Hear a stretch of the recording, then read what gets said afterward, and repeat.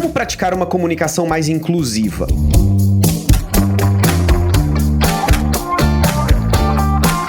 Olá, este é o Juridicast, o seu podcast de marketing jurídico, e eu sou o Leandro Ramos. A nossa língua é um organismo vivo e que representa muitos dos nossos vieses culturais e até ideológicos. Nesse sentido, em um mundo que se preocupa cada vez mais em promover diversidade e inclusão, como se comunicar de forma mais responsável e até consciente? Para debater esse assunto aqui no Juridicast, eu tenho o prazer de receber o André Fischer, que é coordenador do Centro Cultural da Diversidade, da Secretaria Municipal de Cultura da Prefeitura de São Paulo, além de ser diretor do Festival Mix Brasil e palestrante e consultor sobre comunicação inclusiva. André, seja muito bem-vindo ao Juridicast. Muito obrigado pelo convite. Eu que agradeço, André, e entrando aqui no nosso tema, podemos dizer que todos nós reproduzimos algum tipo de preconceito ao falar e escrever? Certamente, né? Tudo que a gente fala e escreve é reflexo de alguns vieses, né, que todos temos, né, de alguns preconceitos. A gente emite opiniões o tempo inteiro, não importa o que a gente esteja falando, e elas são baseadas em algumas percepções que a gente tem do mundo, né? E eu acho que cabe justamente a gente reconhecer esses preconceitos que a gente costuma reproduzir e tentar diminuí-los, né? Perfeito. E, André, quando a gente fala, né, de uma língua que tem um gênero neutro, como no latim ou alemão, isso garante a redução do machismo em uma cultura? De forma alguma. Eu venho de família alemã, eu tenho algum contato com a Alemanha. A Alemanha é um país bastante machista também, né? Não é a presença de um gênero neutro que vai mudar essa percepção. Especialmente quando a gente fala do alemão, por exemplo, que o gênero neutro sequer é usado para pessoas, né? Ele é usado, você tem o masculino, o feminino e o neutro ele é para diminutivos, né? Alguns animais, cores, é para outra coisa. Mesmo no inglês, que também tem um pronome neutro, né, que é o it, ele é usado para coisas. Então, isso não muda a percepção das pessoas ou de uma cultura sobre os papéis, né, que são pré-definidos aí pelas culturas do que seria masculino e do que seria feminino. Interessante, eu perguntei isso, André, porque eu vejo muitas vezes as pessoas falarem, olha, né, nossa língua ela carrega o machismo até na questão do gênero que a gente usa no português. Então, na sua visão, isso não é a raiz aí dessa questão. Eu acho que a linguagem, ela sem dúvida alguma, ela reforça algumas dessas percepções e ela é a expressão dessas culturas, e a gente pode, através da linguagem, começar um processo de mudança dessa noção aí patriarcal que a gente tem de sociedade, estruturação da sociedade, sem dúvida alguma, né? Isso vai de alguma maneira passar pelos pronomes que a gente usa, né? Mas aí a gente está se referindo aos pronomes, por exemplo, aos gêneros que a gente usa para pessoas, né? Não é simplesmente a presença do gênero neutro que vai ser usado para outras coisas além de pessoas do que a gente considera, né, do gênero masculino ou feminino. Interessante, André. E algo que vem acontecendo bastante, né, em nossa sociedade, inclusive no mundo corporativo, a gente observa uma discussão muito grande sobre linguagem neutra, também sobre linguagem inclusiva. E a pergunta que eu te faço é, linguagem neutra é o mesmo que linguagem inclusiva? Não, acho que são duas discussões que estão conectadas, né? Mas não necessariamente são a mesma coisa. A linguagem neutra, ela pressupõe a existência de um gênero neutro, né? De um pronome neutro a ser usado para as pessoas, né? Então, a gente deixar de usar o masculino genérico, né? Então, usar um plural neutro, né? Ou usar um gênero neutro para se referir às pessoas, ou conjuntos de pessoas, tem pessoas do gênero masculino, feminino ou não binários, por exemplo. Então, a gente reconhecer a existência dessas pessoas, em primeiro lugar, então criar um pronome neutro para essas pessoas que não se reconhecem nem como, né, homem, nem como mulher, nem como ele, nem como ela. A linguagem neutra, ela cobre mais ou menos isso, ela fala dessa questão. No caso da linguagem inclusiva, ela, em primeiro lugar, ela também, assim como a linguagem neutra, ela reconhece a invisibilização de mulheres, por exemplo, num discurso ou numa língua, né, que tende a levar para o masculino, seja no plural, seja para se referir genericamente a pessoas. Então é você reconhecer essa questão, mas a linguagem inclusiva, da maneira que eu entendo, ela usa as palavras, os pronomes que estão postos e colocados integrados na sociedade. Pode ter gente que use uma linguagem inclusiva usando alguns pontos da linguagem neutra, por exemplo, incorporar um plural que não seja no masculino genérico, por exemplo, mas a maioria das pessoas que trabalham em linguagem inclusiva buscam usar o vocabulário que está posto aí, colocado nas nossas gramáticas, e a gente tentar diminuir essa supremacia do masculino no discurso, garantindo uma visibilidade maior a mulheres. E não só a questão de gênero. A linguagem inclusiva, ela contempla também um vocabulário não racista, não capacitista, não etarista. A linguagem inclusiva, ela contempla outras questões além dos marcadores de gênero. Correto, André. E sabe uma coisa que eu ouço bastante no dia a dia? Muitas pessoas às vezes mencionam que não vão praticar uma linguagem neutra ou até inclusiva porque isso está ferindo as normas da língua portuguesa. E aí, nesse contexto, a pergunta que eu te faço é: você acredita que um dia as regras de linguagem neutra e até inclusiva estarão presentes em nossos dicionários, manuais de redação ou até corretores ortográficos? Olha, isso só o futuro nos dirá. Tá. As línguas, elas são organismos vivos, né? Sim. Então a gente, se essa demanda está surgindo na sociedade, pode ser que ela se imponha ou não, né? Então a gente tem que esperar. Eu costumo usar muito o exemplo do você, né? Que a gente usa, né, correntemente no Brasil como uma segunda pessoa do singular e o vocês no plural, e que é conjugado na terceira pessoa, mas que até hoje a gente não conjuga quando a gente vai para a escola, quando as crianças vão para a escola ser alfabetizadas, a gente até hoje não usa o você. Então ele não está normatizado, está presente nos dicionários, nos corretores ortográficos, manuais de redação, mas não nas gramáticas. Então, que falar o uso de um pronome neutro, que nesse momento é uma questão que eu acho importante o debate, é muito importante, ele está sendo usado por um grupo determinado já, um grupo pequeno e minoritário, que já está usando essa linguagem, esses pronomes neutros, né?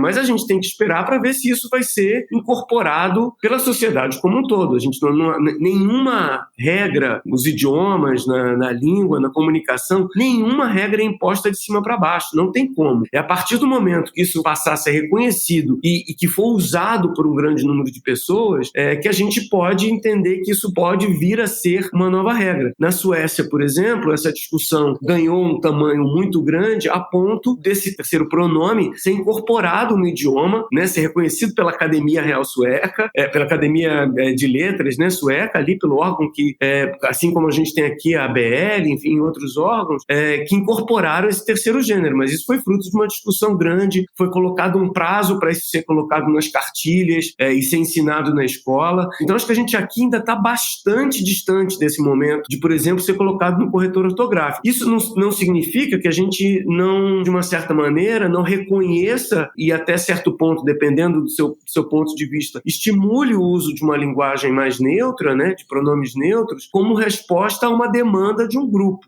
Agora, se isso vai vingar ou não, a gente tem que esperar para ver. E não vai ser ano que vem, não vai ser em 2025. A gente tem que esperar 10 anos, 20 anos, 30 anos para entender uma tendência dessas a se consolidar. Ou seja, é um processo de construção, né? E nesse contexto de construção, André, eu tenho observado que muitas pessoas e sobretudo empresas, têm buscado praticar uma linguagem mais inclusiva e, sobretudo, no universo digital. E aí algumas usam o X ou o arroba para se eliminar marcações de gênero. E aí a pergunta que eu te faço bem objetiva é: esse é um bom recurso de inclusão? Usar o X e o arroba? Não, ele é o pior de todos. Por quê? Porque se você busca não criar um marcador de gênero, ao colocar o X ou arroba para incluir, né, outras pessoas, você exclui outros grupos. Pessoas, por exemplo, que usam leitores de texto, né, que têm deficiências visuais, pessoas que têm algum tipo de dislexia, pessoas que não sabem o que significa esse X ou arroba. Então, quando a gente fala de inclusão, de linguagem inclusiva, a gente não tem que levar em conta apenas a questão de gênero, como eu disse. A gente tem várias outras questões. Então, você busca incluir um grupo, mas exclui o outro. E ainda tem uma questão muito prática que é impronunciável. O X e o arroba são impronunciáveis. Então você vai continuar tendo que falar ou no masculino ou no feminino, escolher um gênero. Então quem quer realmente usar esse tipo de recurso, talvez seja melhor usar o E, né? Então quando a gente fala de todes, né, bem-vindes, é melhor do que colocar um X ou um arroba, porque são impronunciáveis. T-O-D-X-E não é a melhor solução para você. Existem outras. Às vezes dá um pouquinho mais de trabalho, que é você buscar outras construções de discurso para diminuir esses marcadores de gênero. E não, me parece uma solução um pouquinho preguiçosa colocar um X e um arroba que não leva em conta todas essas outras questões. E André, explica para o nosso ouvinte por que um deficiente visual pode não conseguir entender esse tipo de construção. Porque os leitores, né, que transformam, por exemplo, quando você está no computador e usa um leitor, se você não consegue ver o texto e tem que usar um leitor, ele trava nessas palavras, ele não consegue falar. Então essas palavras são eliminadas. Então uma pessoa com deficiência visual que usa um leitor, por exemplo, de textos, não vai conseguir, vai pular essa palavra. Então a gente não adianta.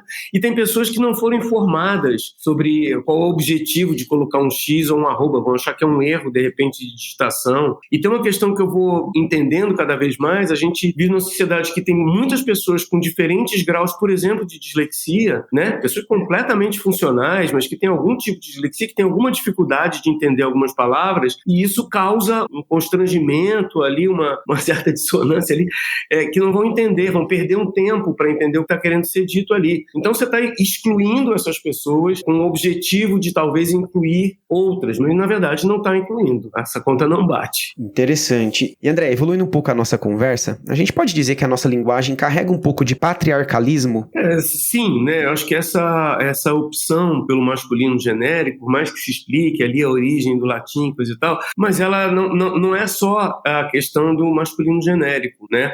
A gente costuma usar as formas masculinas para se referir a muitas instituições, por exemplo, né? Então, quando a gente fala, por exemplo, dos deputados para se referir à Câmara, né, ou aos senadores para se referir ao Senado, quando você usa apenas o masculino, você está tornando, não é nem implícito, é quase explícito, na verdade, no discurso, reforçando a presença apenas de homens naquelas instituições, né? Quando a gente usa, por exemplo, para se referir à humanidade, a gente usa a palavra homem, não é à toa, a gente está invisibilizando a presença de mulheres Sim. como parte da humanidade. E quando a gente tende sempre, por exemplo, aqui no nosso, né, português do Brasil corrente, a gente sempre tende a falar deles, né, se referindo a como se fosse uma entidade, vou mandar eles consertarem, vou chamar eles para... Né, a gente sempre se refere ao masculino. E isso, sem dúvida alguma, é reflexo de uma sociedade patriarcal, né, que sempre invisibilizou de cara metade da sociedade, que são as mulheres, né? Então a gente coloca o homem como uma referência, como um padrão no discurso, como se fosse um neutro, mas na verdade isso esconde uma ideologia que, sem dúvida alguma, que é da invisibilização das mulheres, né? Então acho que, sem dúvida alguma, a linguagem é um reflexo dessa sociedade patriarcal e a nossa linguagem reforça essa visão de mundo. E André, como que a gente evita o uso desse masculino genérico, né? Nesses dois exemplos que você trouxe aqui, né? A gente referia ao Congresso lá, aos deputados ou à humanidade, falar do homem, né? Como que a gente sai desse tipo de situação? A gente tem que fazer escolhas, né? Então, acho que tem que mudar um pouquinho,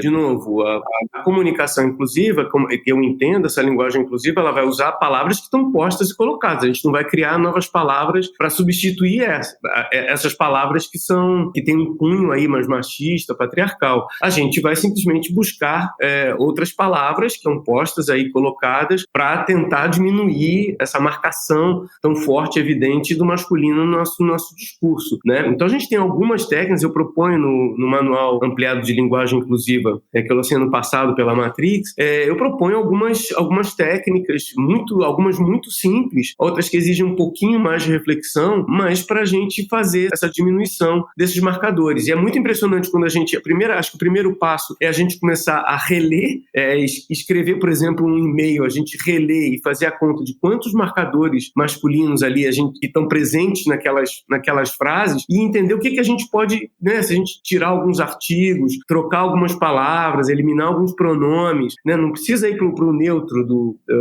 ili, nem, né, bonites, não precisa ir para esse lado. Você tem maneiras de diminuir essas marcações, né? É uma prática que não demora muito para ser incorporada, ela certamente é mais fácil de se iniciar pela escrita, porque a gente tem essa possibilidade de escrever e revisar o que a gente escreveu, E eu acho que essa prática vai passando para o discurso cotidiano, vai passando para a fala, e a gente entendendo que esse é um processo, não é do dia para a noite que a gente, né, muda essa maneira de escrever e de falar, mas é algo que a gente vai mudando. Eu mesmo passei por esse processo quando eu me dei conta dessas questões, e eu sinto que é algo que vai mudando a maneira como a gente se comunica. E isso não quer dizer que vira e mexe ainda não esbarre, escorregue aí em alguma marcação desnecessária de gênero no meu discurso, mas eu acho que é um processo social que vale a pena a gente se engajar enquanto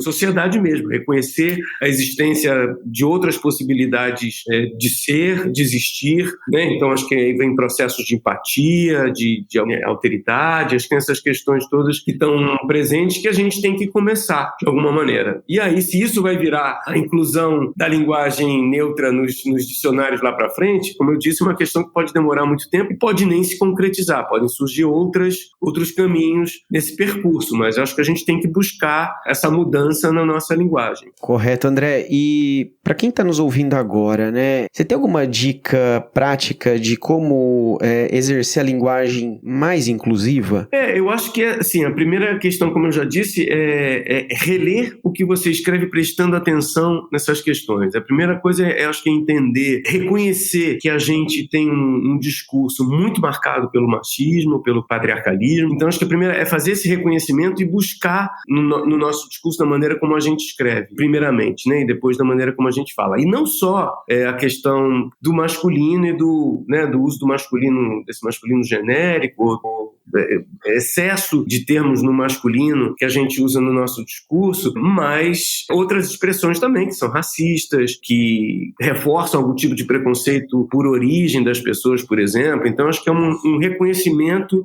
A primeira questão é esse reconhecimento desses vieses inconscientes, né, presentes no nosso discurso, e buscar aí, eu sugiro essas técnicas aí, essas questões que a gente pode mudar um pouquinho no nosso discurso cotidiano e tentar colocá-las, né? A gente pode, às vezes, no começo, num primeiro momento, demorar um pouquinho, mas elas vão se tornando mais naturais à medida que a gente vai usando essas pequenas dicas, pequenas mudanças no nosso discurso cotidiano. E André, lá no seu livro, Manual de Linguagem Inclusiva, você menciona, né, que existem palavras e expressões que carregam algum viés ofensivo à pessoa. Você tem algum exemplo para nos citar? Olha, por exemplo, a gente tem uma questão que é muito básica, por exemplo, dentro da comunidade LGBTQIA+, que é o uso do feminino para você se referir a travestis, né? Tá. E essa é uma questão muito, muito cara a esse grupo. Então você, com o objetivo de você forçar o uso do masculino ao se referir a uma travesti, por exemplo, né? Se elas se entendem no feminino, por que você vai forçar? Então, usar o masculino, por exemplo, para se referir a uma travesti, falar o travesti, hoje em dia é praticamente uma declaração de intenção de não reconhecimento da existência e dessa possibilidade de existir dessas pessoas, né? A gente tem uma série de expressões, por exemplo, que são consideradas racistas, especialmente pelas pessoas negras, que é o uso da expressão negro ou negra com um caráter pejorativo, né? Então a gente falar, por exemplo, o mercado negro, né, o câmbio negro, quando a gente se dá conta que essa palavra negro ela é usada no discurso cotidiano de uma maneira muito negativa, a gente pode perfeitamente trocar para mercado ilegal, né, para câmbio paralelo, né? Então tem palavras que você não precisa usar porque elas vão ser ofensivas e consideradas. Você pode vir com um discurso dizendo não, mas não é essa a intenção, mas se tem gente que se ofende, que considera ofensivo, para que reforçar o uso dessas palavras, né? Expressões como, por exemplo, que a gente usa, que a gente sempre aprendeu a usar como escravo, por exemplo, é uma palavra que está sendo ressignificada, né? Então a gente passar a usar pessoa escravizada para, primeiro, não fazer a marcação desse gênero no masculino, mas a gente, quando passa a usar a palavra pessoa escravizada em vez de escravo, de escravizados ou escravizadas, a gente está reconhecendo a situação que levou essas pessoas a serem escravizadas, que não foi pela vontade delas, como tem gente muito estranhamente que já em algum momento aí nessa administração defendeu a escravidão na nossa história, mas acho que é importante a gente fazer essas substituições, por uma questão até até de empatia, de entender o que esses grupos, essas, né, minorias que nem são minorias no caso do Brasil, se essas pessoas estão pedindo a troca, o não uso mais dessas expressões, qual é o objetivo da gente manter o uso? Realmente forçar uma não evolução do idioma que é natural. Então, acho que tem essas palavras que a gente consegue eliminar do nosso vocabulário, como, por exemplo, né, doméstica, né, que vem também dessa nossa história escravagista. A gente pode simplesmente usar funcionária, empregada, né, e não usar um termo que vem com tanto significado negativo e pesado. Então, essas trocas de palavras, elas podem muito facilmente ser incorporadas no nosso cotidiano. E, André, lá no seu livro você também fala sobre o conceito de branquitude, né? O que significa isso na prática? A gente tem que entender, e é isso, acho que é um reconhecimento que é recente no Brasil, né? A gente entender que a gente vive numa sociedade, num país racista, né? Marcado pelo preconceito racial, que é muito enraizado, né? no nosso entendimento de país. E é isso, quando a gente fala de branquitude, a gente está falando de uma construção de uma identidade racial branca e numa sociedade marcada pelo racismo. E essa identidade, ela não tem exatamente a ver entre o confronto de brancos e negros necessariamente, mas ela surge de uma noção de que a raça branca é superior às demais. E tem um exemplo que as pessoas às vezes usam tentando demonstrar, pessoas brancas sempre, que dizem, não, imagina, eu não sou branco nem negro, eu sou da raça humana, mas ela tem que entender que ela é branca e ela, quando não reconhece a existência de outras raças, esse simples fato de você falar, não, eu sou da raça humana, você está se considerando que você é o padrão, que você é o neutro, é algo que muitas pessoas brancas, né, tentando fazer um discurso não racista, na verdade estão reforçando esse racismo ao considerar de uma maneira implícita e no discurso de que o branco é o padrão. Então a noção de branquitude é essa, né? É você considerar a raça branca como o padrão e as outras são as minorias, enfim, os outros termos que são usados, né? Então, acho que a primeira questão, quando a gente fala de branquitude, é nós, pessoas brancas, nos reconhecermos enquanto pessoas brancas, porque eu acho que isso implica no movimento de reconhecimento das pessoas negras também, né? Da gente reconhecer o racismo que existe, que é o primeiro passo para a gente tentar eliminar, né, objetivamente, o racismo na nossa sociedade. Então, acho que é necessário, da mesma maneira que existe o termo negritude, que é um termo importante para as pessoas negras, para elas se reconhecerem, né, que elas têm uma história, onde que elas estão, que elas necessitam de direitos. Eu acho que cabe à branquitude, cabe a nós, pessoas brancas, esse reconhecimento também, como um passo para a gente tentar diminuir e potencialmente eliminar o racismo na nossa sociedade. Maravilha. E, André, uma outra coisa que você mencionou aqui é que, assim, né, um bom caminho para começar a praticar linguagem inclusiva é a gente reler o que a gente escreve, né? Mas, por outro lado, muitas pessoas, né, têm que falar em público e tem essa preocupação com a linguagem inclusiva. Então, nesse contexto, que dicas que você dá para quem vai falar em público? Como que ela pode praticar uma linguagem mais inclusiva nesse contexto em que não é possível você eventualmente ler o que você vai falar? Olha, uma boa maneira é você, para quem vai falar em público, é começar o discurso de forma inclusiva. Então, quando você, por exemplo, dá um bom dia, boa tarde, bem-vindo, né, dá as boas-vindas em vez de dar bem-vindos, você dá o boa tarde a todas as pessoas presentes, a todos e todas. Se for muito difícil para você falar o todes, por exemplo, que o todes também tem essa questão, quando você fala o todes, dependendo do lugar onde você está, você cria um distanciamento com algumas pessoas, né, que não concordam com o uso desse pronome neutro, mas tem maneiras de você demonstrar, que hoje em dia, por exemplo, eu estou ligado nessa questão da comunicação inclusiva, como muita gente está se ligando, quando eu ouço hoje um boa tarde a todos, me parece um pouquinho de falta de atenção, de não vontade de ser inclusivo, na verdade, né? Porque não custa nada você dizer um boa tarde a todos e todas, por exemplo, né? Ou dar as boas-vindas em vez de dizer sejam bem-vindos, né? Então, acho que é uma maneira de você criar já uma empatia com o público, ou de, pelo menos, e isso é que eu acho que é uma das formas bonitas da comunicação inclusiva também, que é, se você não quer explicitar, para não criar algum tipo de constrangimento com pessoas que não concordam com o uso da linguagem neutra, por exemplo, tem maneiras de você ser inclusivo sem a pessoa sequer notar que você está sendo inclusivo, né? Ela apenas explicita que você não está excluindo ninguém do teu discurso. Uma possibilidade, por exemplo, de você explicitar uma vontade de ser mais inclusiva é você fazer uma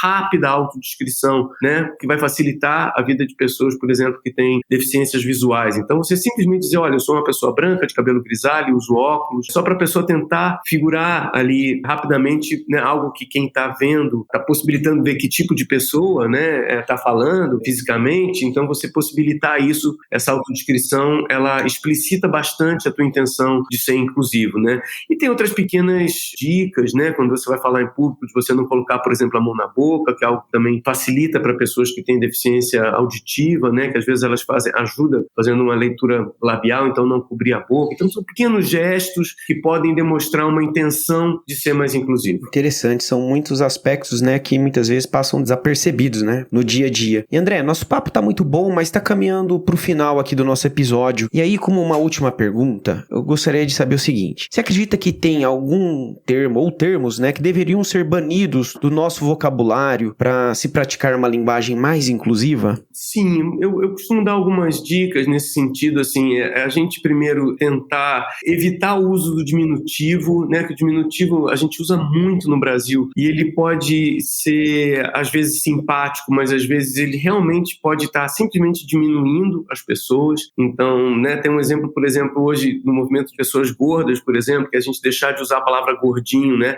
ela revela um preconceito da gente mesmo de usar, né, a gente tem preconceito com a pessoa gorda, então a gente vai usar o gordinho como maneira de suavizar isso, mas na verdade isso vale para quando você está falando velhinho, né? Então o diminutivo é algo que a gente deve deixar de usar. Eu acho que palavras, se a gente está falando de capacitismo, por exemplo, tem expressões que a gente, eu tô sem braços para, né, nós não temos braços para fazer tal tarefa, ou então chamar alguém de João sem braço. Isso é um termo capacitista, a gente tem que se dar conta de que tem pessoas que não têm braços, né? E que isso é um termo ofensivo para essas pessoas. Termos que são machistas, como, né, usar a expressão mal amada, por exemplo, né, que implica que talvez uma mulher sem a presença de um homem não seja completa. Tem uma expressão que a gente usa muito, que é mãe solteira, né, porque ela também está colocando um rótulo na pessoa. Quando a gente fala mãe solo, a gente está dizendo, né, de uma mulher que cria o filho sozinha, sem dar esse julgamento moral dela ser casada ou solteira. Eu acho que todas as expressões que diminuem as pessoas, e não só no diminutivo, que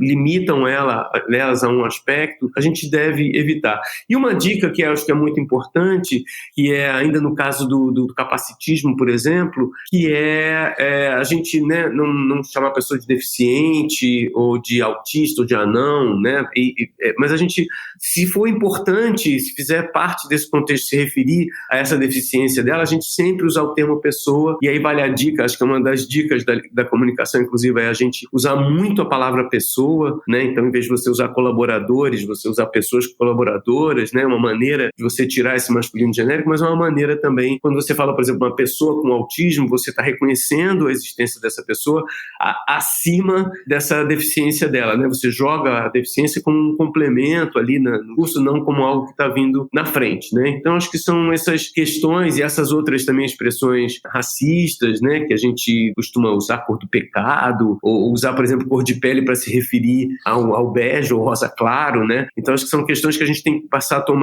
tomar cuidado quando a gente vai usar. E aí tem toda, na questão LGBTQIA+, tem todas as maneiras, cada letrinha que você usa ou deixa de usar no seu discurso tem um significado também, mas você pode, de uma certa maneira, calibrar o quão inclusivo você quer ser, né? Ou fazer parte dessa conversa. Mas isso aí eu recomendo, de repente, ir ler o manual onde eu me aprofundo um pouco mais sobre essas questões. Muito bom, André. Eu gostaria imensamente de agradecer a sua participação aqui no Juridicast. Foi uma aula, né? E muito esclarecedora essa nossa conversa. Eu espero que você possa voltar mais vezes aqui no Juridicast. Opa, só convidar. Eu que agradeço o convite e deixo aí essa provocação, talvez a todo mundo que nos ouve, de buscar um discurso mais inclusivo, a gente sair, eu falo da zona de conforto cognitivo, né? A gente buscar novas maneiras, isso amplia a nossa capacidade de comunicação e eu acho que é um caminho bonito para a nossa sociedade, que precisa tanto nesse momento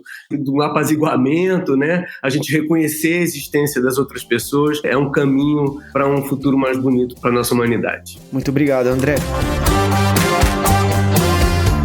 Gostou desse podcast? Então compartilhe o episódio nas redes sociais e acompanhe o Juridicast, produzido pela Agência Javali, especialista em marketing jurídico. Um grande abraço e até a próxima quarta-feira, às 7 da manhã.